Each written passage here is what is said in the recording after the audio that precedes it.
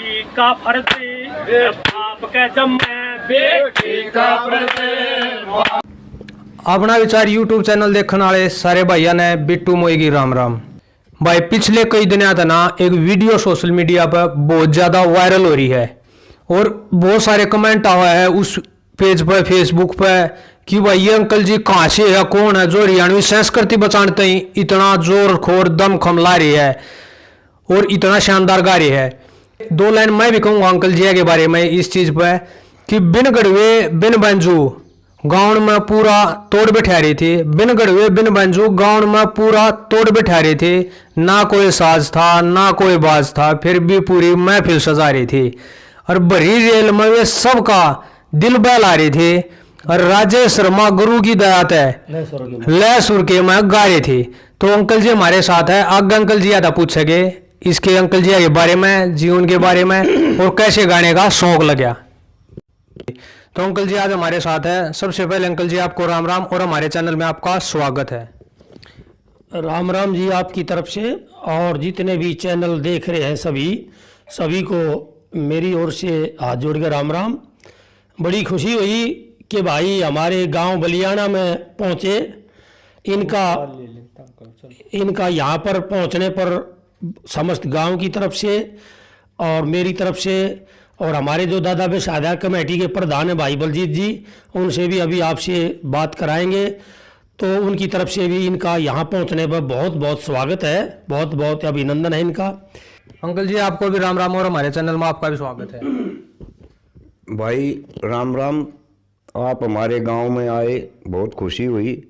तो अंकल जी सबसे पहले दर्शकों ने नू इच्छा थी भाई कौन है ये, कोशी रेल में गाँव है, कहाँ के आने जानी है, सबके मन में यो सवाल खटक रहा है। तो सबसे पहले आप अपना गांव, गोवांड, जिला, तहसील के बारे में बताए दो और अपने नाम के बारे में बताओ अंकल। भाई मेरा नाम राजेश पारासर और मेरे पिताजी का नाम पंडित श्री भगवान, गांव बलियाना, जिला रोहतक, हरियाणा से है। और रही बात रेल की, रेल में हम डेली पैसेंजर साथी हैं जो वहाँ पे सत्संग करते हैं आते समय और जाते समय दोनों टाइम।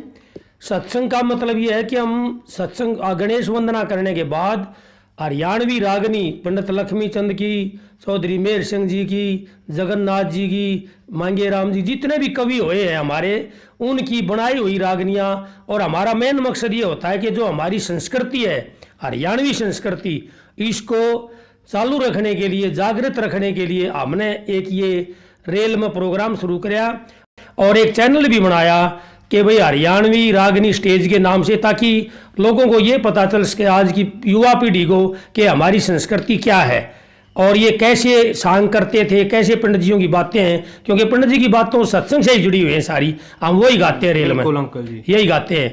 और भाई चैनल का लिंक आपको वीडियो के डिस्क्रिप्शन में मिल जाएगा। हरियाणवी स्टेज रागनी के नाम से चैनल है, उस पर जाकर जरूर देखियो। तो अंकल जी आपको ये रागनी गाने का शौक कैसे लगा? भाई देखो, मेरे को शुरू से ही, जब हम स्कूल में पढ़ा करते सरकारी स्कूल में, तो छठी क्लास में जब हम हुए, तो ये समझो छठी का मतलब 1978 की बात है, ये 78-79 की बात है।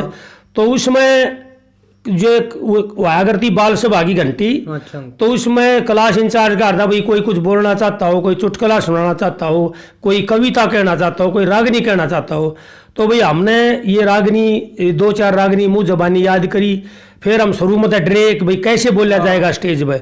फिर हमारा डर निकाला मास्टरों ने, धन्यवाद है उन टीचरों का, उनको नमन करता हूँ जिन्होंने क्लास में बोलने से और यहाँ तक बड़ी से बड़ी स्टेजों पर भी मैं बोलता हूँ। कोई भी फंक्शन होता हो, कोई राजनीतिक सभा होती हो, कोई भी हमारे गांव में भी जो भी मेला दंगल होता है, उसमें भी कमेटी ने मेरे को ही जो स्टेज इंचार्ज का पद दे रखा है, तो मैं वहाँ भी बोलता हूँ। तो मेरा डर निकल गया, तो उस वजह से हाँ जी वेजिटेशन हो गया और मैं जो है ना अच्छी से अच्छी सभा में बोल सकता हूँ। सीएम साहब की स्टेज पर मैं बोलिया हूँ, चौधरी भूपेंद्र जी हुड्डा की उसमें स्टेज पर ही बोलिया, और जो भी कार्यक्रम होता है तकरीबन सभाओं में मैं ही बोलता हूँ। तो मेरे को किसी प्रकार की हचक नहीं है, डर नहीं है। तो और रही बात गाने बजाने की, भाई इतना अच्छा तालमेल हमारा बनया हुआ है सभी डेली पैसेंजर साथियों का। मैं धन्यवाद करता हूं कि उनकी वजह से आज हमारे बीच में ये भाई पहुंचे हैं कि उनका तालमेल इतना अच्छा लगा। उन्होंने सिर्फ एक तालियों की वजह से बगैर साजबाज के इतनी अच्छी महफिल सजा दी, इतनी अच्छी रागनी गाते हैं रोजाना कि भाई भी प्रभावित हो गए, यहाँ तक पहुंचे हैं। इन्होंने मेरा बड़ी जो कमेंट्स आए उनसे किसी से नंबर ट्रेस किया, नंबर लेके फिर ये यहाँ तक पहुंचे। भाई का बहुत बहुत स्वागत है, यहाँ पे पहुंचने पर धन्यवाद है, धन्यवाद। और प्रवीण जी आप धन्यवाद जिन्होंने नंबर खोज कर हमारे दे दिया, क्योंकि उन भाई के भी ने बहुत मेहनत करी होगी, उसी भाई का आज यो दिन है जो हम मिले। तो अंकल जी जब रेल में आपकी या रागनी गा रहे थे आप, तो आपको पता था आपकी वीडियो बन रही है? भाई हम तो रूटीन में रोजाना गाते थे, हमें नहीं पता किसने वीडियो बनाई नहीं बनाई, हमारे को नहीं पता बिल्कुल भी। किसी ने साइड में होकर बना ली होगी, सामने हमारे सामने कोई वीडियो वाला नहीं था। हम तो अपने रूटीन में गाते हैं, रूटीन में उस दिन गा रहे थे, तो हमें नहीं पता। कदे आप न सोचते हो कि भाई वीडियो बना दी, जहाँ से ज़्यादा हंगा लगा दिया, ऐसे कर दिया, नहीं ऐसा नहीं था। हम तो रोजाना ही इसी लहजे में गाते हैं, इतना ही हंगा लगाते हैं, इतना ही वो मेहनत करके गाते हैं। भगवान की दया से माता सरस्वती का वास है हमारे उस पर, माता सरस्वती की कृपा रहती है और भाई सभी बड़ों का आशीर्वाद रहता है हमारे में। और हमारे गाँव का जो दादा बेसादे का मंदिर है, दादा बेसादे की असीम कृपा मुझ पर रही है, उसी की देन है, उसी की वजह से मैं यहाँ तक पहुँचा हूँ। अच्छा अंकल जी, तो अंकल जी जैसे आपने उड़ादा रागनी बहुत बढ़िया गाई, जब आपकी यह वीडियो वायरल हुई तो फिर कैसा इफेक्ट आया अंकल जी? कुछ यारे प्यारे फोन है? भाई मेरे पास काफ़ी फ़ोन आए कि जी आपकी कोई फेसबुक पर कोई वीडियो वायरल हुई है, आपने रेल में कोई रागनी गाई थी। तो मैं कहने लगा मैं भाई रेल में रागनी तो मैं रोजाना ही गाता हूँ, लेकिन मैं कहा मेरे को नहीं पता कौन सी वीडियो हो रखी है। फिर उसने मेरे को लिंक भेजा किसी ने, साथी ने, कि जी आपकी वीडियो वायरल हो रही है, मैं आपके पास व्हाट्सएप पर भेज रहा हूँ। उसने मेरे को फिर व्हाट्सएप किया, जब वह मैंने देखी, फिर भाई साहब का मेरे पास फ़ोन आया कि जी अंकल जी आपकी वीडियो वायरल हो रही है, हम आपका इंटरव्यू लेना चाह रहे हैं। मैंने कहा भाई आपका मोस्ट वेलकम, आप किसी टाइम भी आओ और हमारा इंटरव्यू लो, जो आपने पूछना पूछ सकते हैं। फिर ये भाई पूछते हुए यहाँ तक पहुँचे हैं, स्वागत है इनका। अंकल जी उस रागिनी में ना आपका एक साथी और था, और पूरे कति मतलब न वो भी पूरे उसमें था जोश में, आप भी पूरे उसमें थे रंग में, वे भी पूरे रंग में था। तो थोड़ा उस साथी के बारे में और बताओ, वे कौन था?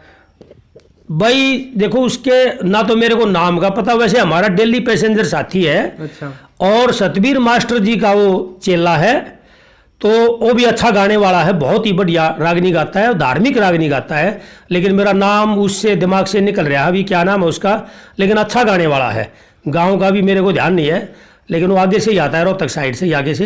अच्छा। वो भी बहुत ही अच्छा गाने वाला है, उसकी भी मैं प्रशंसा करता हूँ। और अंकल ये कौन सी ट्रेन है जिसमें आप डेली? ये भाई सुबह नंबर भी बताइए। सुबह हम जो जाते हैं इसमें बिजली वाली ट्रेन बोलते हैं, जो रोहतक से 7:10 पे चलती है। अच्छा। इसमें आगे से चौथा डिब्बा होता है हमारा रोजाना। अच्छा अंकल। और हमारा ये दरबार है भगवान का जो हम रोजाना लगाते हैं।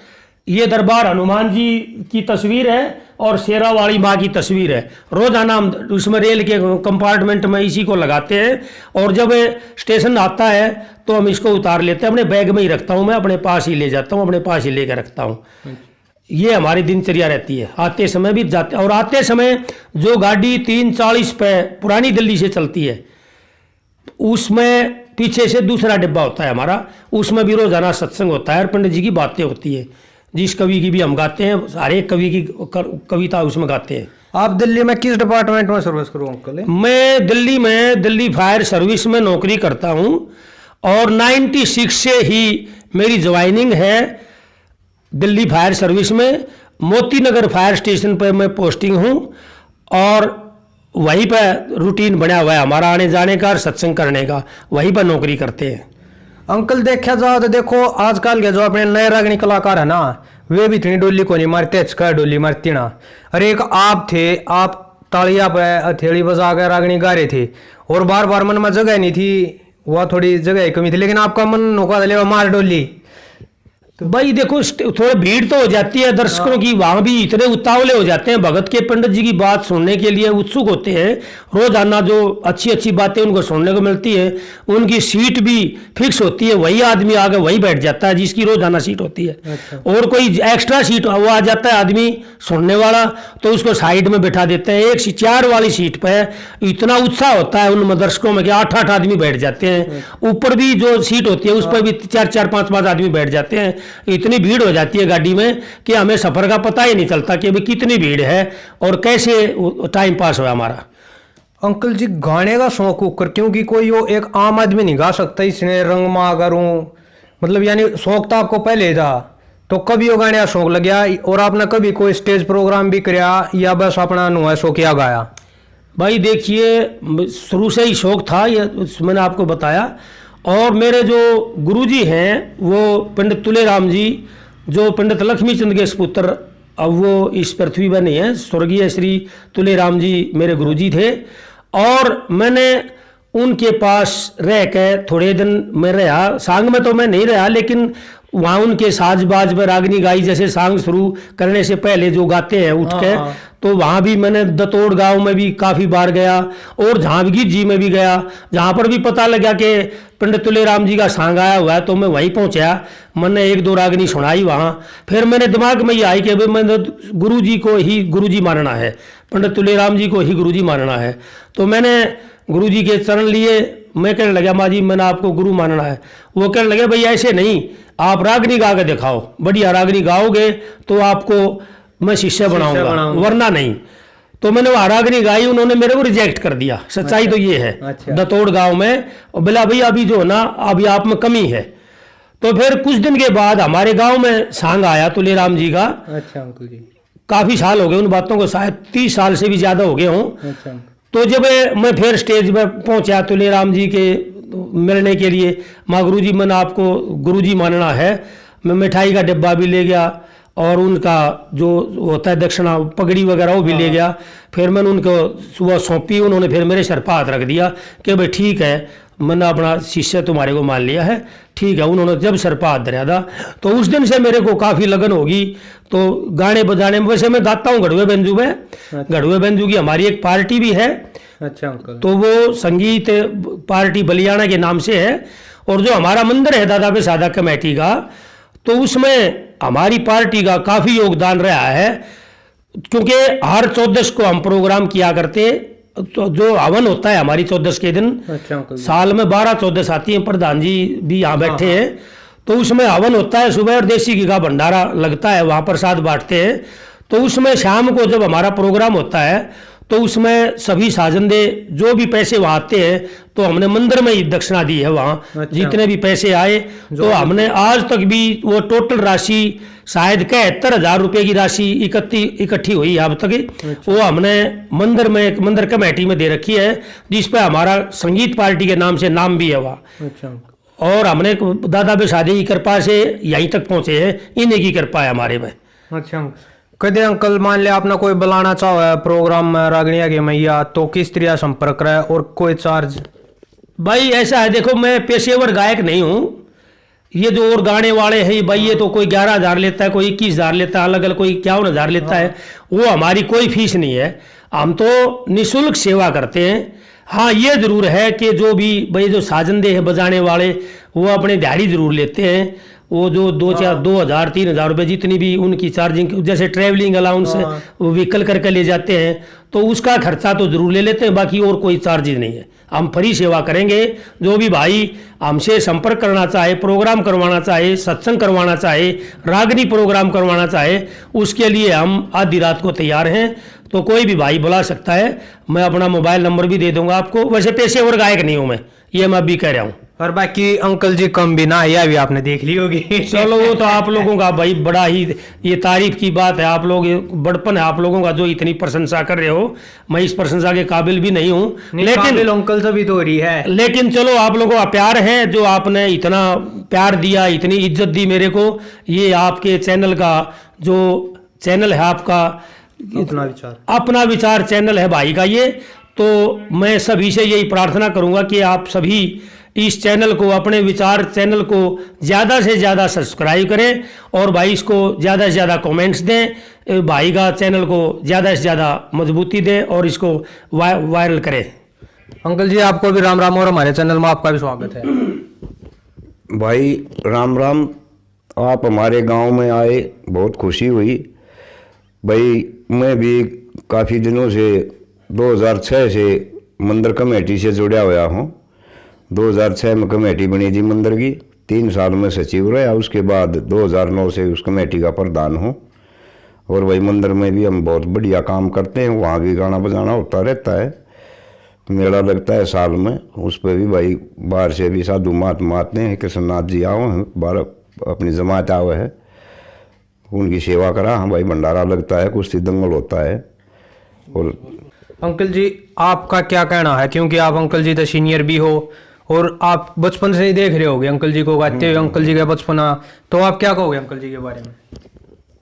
भाई यो एक ऐसा पंडित जी है हमारे गांव में, किसी भी प्रकार का कोई बाहर का भी आ जाए गाने वाला या और किसी प्रकार का कोई मुकाबला हो जाए तो उसकी भी फड़क काट दिया गया है। अच्छा, हाँ बिल्कुल, रंग काटते ही भी तैयार है। हाँ रंग काट के लिए भी तैयार है किसी भी टाइम में। हाँ बाकी इसने जो भाई ने बताई है राजेश ने, इसका ये है भाई, ये पेशेवर गायक नहीं है। अच्छा। अपना हाँ बाकी नो है भाई गाने बजाने वाले तो भाई बढ़िया कृपया भाई। हाँ बाबा की दया से भाई, बाबा चौरंगी नाथ जी की कृपा से ये सारा काम हो रहा है इसका, उसकी दया हमारे ऊपर सारी नगरी है। अच्छा हाँ भैया। अंकल जी देखो, मैं ना बतेरे रागनी कलाकार दा मिलिया हूँ, पासिनियर दा मिलिया, पंडित मांगे लोहार जी दा मिलिया, आजाद खांडा खेड़ी जी दा मिलिया, सर्वश्रेष्ठ आदरणीय बाली शर्मा जी दा भी मिलिया। मैंने ना जीत भी गया। एक बात पूछी है, अपनी रागनिया का थोड़ा डाउन में आ गया कल्चर अपना रागनिया वाला, और ये वैसे ऊपर जा रहे हैं। ठीक है ऊपर जा रहे हैं, वो उनकी होगी गुणवत्ता, लेकिन हम अपनी रागनी को कैसे ऊपर लेकर आओ, क्योंकि आप भी गाय है, सण्या है, पंडित तुलेराम जी के आप शिष्य भी रहे हो, तो आपका इसके प्रति क्या विचार है कि हम अपने साजबाज में कुछ सुधार करें या कुछ और करें? भाई देखो, सबसे पहली बात बहुत ही अच्छा क्वेश्चन किया आपने। जो हमारी संस्कृति है वो पिछड़ती जा रही है। इसका एक कारण है कि एक तो ये मोबाइल ऐसे आ गए कि आज के बच्चों को मोबाइल से ही फुर्सत नहीं है। हाँ, मोबाइल से यदि फेसबुक शेयरिंग से आप पीछे हटेंगे बच्चे, तभी तो हमारी संस्कृति को पता चलेगा। अब हम रागनी करते हैं, रागनियों में मुश्किल से 20 आदमी आते हैं सुनने के लिए, कहीं भी चले जाते हैं। और जो यदि ये पासिनियर आ जाए या और कोई गाने वाली कोई भी लेडीज आ जाए, राजबाला आ जाए और कोई आ जाए, उसमें लाखों की संख्या में पहुंच जाते हैं। तो हमारी संस्कृति यहीं से खराब हो रही है। हरियाणवी रागनी का महत्व है कि बढ़िया गाओ, सुर में गाओ, अच्छा गाओ। जैसे मास्टर सतबीर जी थे, भाई पालेराम दैया जी थे, बड़े अच्छे, रमेश कलावड़िया, जितने भी अच्छा, बाली शर्मा जी, हमारे से सारे सीनियर हैं ये, जगबीर कारोरिया, राजकिशन जी, सारे अच्छे गाने वाले रहे हैं। विकास पास हो रहा भाई साहब आजकल जो अब बड़े अच्छे चले हुए हैं, सभी का मैं स्वागत करता हूँ, सभी को राम राम करता हूँ भाई। सभी का मेरे दिल से, हृदय की गहराइयों से मैं धन्यवाद करता हूँ। और भाई मैं जहाँ भी स्टेज पर जाता हूँ मेरी इज्जत भी करते हैं, क्योंकि स्टेज संचालक तकरीबन मैं ही होता हूँ और मेरी काफ़ी इज्जत करते हैं, उनका मैं धन्यवाद करता हूँ। तो इतनी अच्छी संस्कृति हमारे बीच में वो डालते हैं, सुनाते हैं अच्छी अच्छी बातें। तो मैं युवा पीढ़ी से यही कहना चाहूँगा कि भाई हमारी संस्कृति को पिछड़ने मत दो, इसको कायम रखो और इसको सुचारू रूप से चलाओ और इसमें जागृत रहो, सुनो कि हमारी कितनी अच्छी ज्ञान की बातें हैं। सारा सत्संग लक्ष्मीचंद ने, मेहर सिंह जी ने, जितने भी मांगे राम जी ने, जगन्नाथ जी ने, हर एक कवि ने, बाजे राम जी ने, जितने भी कवि हुए हमारे, सभी ने सब कुछ गा रखा है, सब कुछ, कोई भी कमी नहीं छोड़ रखी। सत्संग से ज्यादा और क्या गा रखा है उन्होंने? कुछ भी नहीं गा रखा, सब कुछ गा रखा है। तो मैं यही कहूँगा भाई हमारी संस्कृति को आगे बढ़ाओ और इसको पिछड़ने मत दो। और इसीलिए हमने चैनल बनाया है हरियाणवी रागनी स्टेज। इसमें सारी आपको धार्मिक रागनी मिलेंगी, रेल की रागनी मिलेंगी, ऊपरा तली की रागनी मिलेंगी, धार्मिक चुटकुले मिलेंगे, एक भी ऐसे शब्द नहीं मिलेगा आपको।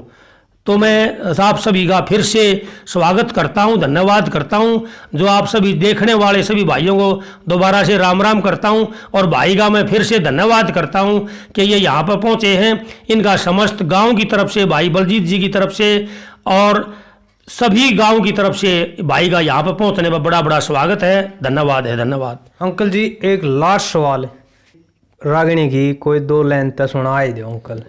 भाई रागनी की कोई देखो मारे तो जो आप कहोगे वो सुना देंगे, जहां से कहोगे वो सुना देंगे ना पर सुना दे अंकल। मतलब इस एक बात और सीध हो जाए भाई, अंकल जी ने को कि मैं प्रोफेशनल कलाकार नहीं हूँ, अंकल प्रोफेशनल नहीं है लेकिन बहुत बेहतरीन कलाकार है। जब कोई भी कलाकार यह कह देना जित तक ओढ़े तो सुना देंगे, तो इस तरह समझ जाइयो कलाकार संपूर्ण रूप से तैयार है। तो यह बात मत मानियो को भाई प्रोग्राम वाला की कलाकार नहीं है, सब कुछ है अंकल दो भगवान की दात के 2 लाइन सुनाओ, सुनने को तो कितनी है सुन लो कोई बात नहीं। लेकिन पंडित लक्ष्मी चंद एक भजन में ये कहा करते कि भाई भारत देश में तीर्थों की कमी नहीं है। हाँ। कहीं भी जाओ आप, गोमुख जाओ, बद्रीनाथ जाओ, केदारनाथ जाओ, अभी कावड़िया कई करोड़ कावड़ लेके आए। हाँ। भारत देश में कोई कमी नहीं है। लेकिन सबसे बड़ा सत्संग क्या है, पंडित जी ने ये कहा है कि भाई मात पिता सा तीर्थ ना, सतगुरु सा प्रकाश नहीं, कपट बराबर रोग नहीं, भाग बराबर दास नहीं, सत्संग जैसा लाभ जगत में, योग जैसा अभ्यास नहीं, बसंत बराबर ऋतु ना और फागुन जैसा मास नहीं, श्री लक्ष्मी चंद हरियाणे के सा अड़े और कोई स्थान नहीं, ओम बराबर शब्द नहीं, वेदों जैसा ज्ञान नहीं, भक्ति जैसी नहीं भावना और विद्या जैसा दान नहीं। वाह अंकल जी, जैसे आप सत्संग करो जगह जगह, प्रोग्राम भी बुला भी लियो आपने, जो हमारे द्वारा इनपुट है, तो और उसके अलावा आप क्या करते हो अंकल जी? जो सेवा तो आप कहते हो कि पैसा नहीं लेते, फिर जैसे साजबाज भर पिए था आदमी जब गाँव आता है अपने हरियाणा में, यह है कि कलाकार का मान सम्मान तर कोई कर दे है, तो फिर क्या करो अंकल उन पैसों? भाई देखिए जैसे मैंने अभी आपको बताया था कि जो साजन दे देखो भाई वो तो पैसे लेते हैं, वो तो दिहाड़ी लेंगे अपनी। हाँ। बाकी जो जब हम रेल में, मैं रेल की बता रहा हूँ मिसाल आपको छोटी सी, मंदिर के बारे में तो मैंने आपको बता दिया भाई, पैसे इकट्ठे करके 71,000 के करीब हमने यादादा बेसादा मंदिर में कमेटी को दे दिए पैसे, जिनका नाम भी इस पर आ रखा है हमारे इस पर नोटिस बोर्ड में पत्थर पर लग रहा है। और जो रेल की बात है, जहाँ तक है रेल में जो हम सत्संग करते हैं, एक तो हम मंगलवार को प्रसाद बांटते हैं हनुमान जी का जरूर। अच्छा अंकल जी, पूरे डिब्बे में? पूरे डिब्बे में जी, जो लंबा डिब्बा होता है उसमें 250-300 सवारी हो जाती है मैक्सिमम, तो उनको सभी को पंचमेवा का प्रसाद हर मंगलवार को बांटते हैं। और जब सावन का महीना, इसमें हर सोमवार को हम जो है ना 11 किलो या 15 किलो घेवर हर मंगलवार को बांटते हैं, 4 सोमवार को, और रेल की तरफ से ही बढ़ता है। और जो बाकी पैसे एक हम जो साल में एक वार्षिक महोत्सव मनाते हैं, जो हमारा कीर्तन शुरू आया था, तो उसमें भी हमारे एक वार्षिक महोत्सव में तकरीबन 20-25 हज़ार रुपये लग जाते हैं समस्त कीर्तन की तरफ से, सभी रेल मंडल के पैसे इकट्ठे करके उसमें लगते हैं। बाकी जो पैसे हमारे बैलेंस रहते हैं उसमें हम क्या करते हैं कि जैसे गौ माता के लिए परावर में गौशाला है, हमारे गांव की परावर में गौशाला है, तो उसमें हमने एक रेल एक कई साल की बात होगी जब विष्णु जी यहाँ सांग कर रहे थे परावर में, तो मेरे को किसी ने ये कहा कि विष्णु जी का सांग आया हुआ है, आप भी रेल में कोई सांग शुरू कर दो। तो मैंने सेठ ताराचंद का किस्सा रेल में शुरू किया। तो उसमें लोगों ने खुश हो गए, भक्तों ने खुश हो गए, वो किसी ने 100, किसी ने 200, किसी ने 500, किसी ने 1100 रुपये करके, और वो 1,25,000 रुपये की राशि रेल की तरफ से वहाँ पर दी गई। अच्छा। जिसकी हमारे पास रसीद भी है।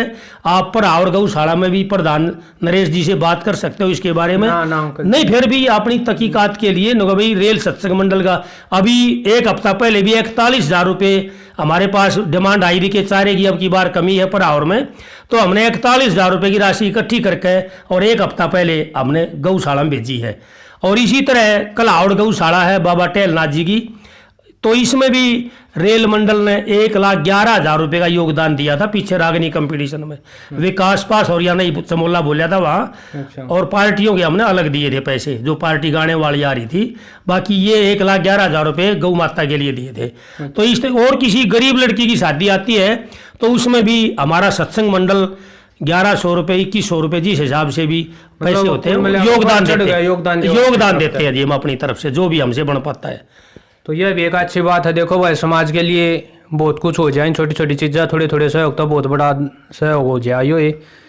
और इसमें मैं अकेला कुछ नहीं कर सकता, ये जो हमारी रेल मंडल की जो टीम है, जो रोजाना दैनिक यात्री जाते हैं, सभी का सहयोग होता है। सभी की जो है ना इसमें 1-1 रुपये की सभी की, तो कोई 1-2 लाख दो, सभी का सहयोग होता है। मेरा अकेले का इसमें कोई रोल नहीं। मैं तो सिर्फ नाम मात्र का एक प्रधान बना रखा हूँ उन्होंने कि भाई आप संचालन करोगे उसका संकीर्तन का, मैं सिर्फ वो ही करता हूँ, बाकी और सेवा सभी भगतगण करते हैं। ये सभी का मैं तहे दिल से धन्यवाद करता हूँ। रेल सत्संग मंडल का भी बहुत बहुत धन्यवाद उनका।